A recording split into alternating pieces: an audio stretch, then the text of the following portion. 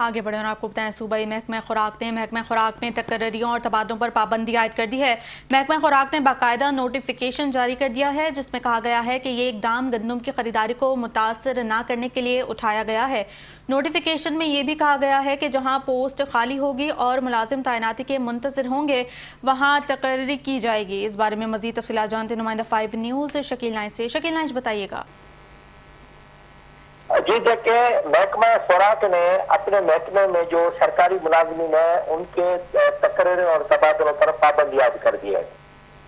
उसकी वजह यह है कि इस वक्त गंदम की खरीदारी जारी है और जो बासर शासी लोग हैं या जो बासर अपराध हैं, जो सरकारी अफसरान हैं, वो कोशिश कर रहे हैं कि जो मुलाजिम, जो फूड इंस्पेक्टर है, फूड सुपरवाइजर खरीदारी की निगरानी करते हैं, इनके हम ट्रांसफर कराएं।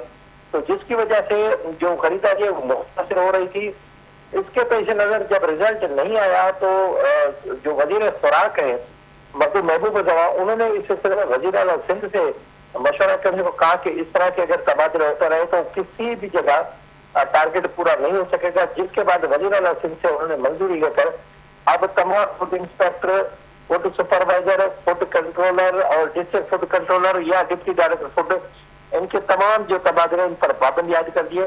सिर्फ एक ही उन्होंने शिक रखी है, वो ये है कि अगर कहीं पोस्ट खाली होगी और कहीं कोई मुलाजिम अगर तैनाती का मुंतजर होगा तो उसको सिर्फ खाली पोस्ट पर लगाया जा सकता है।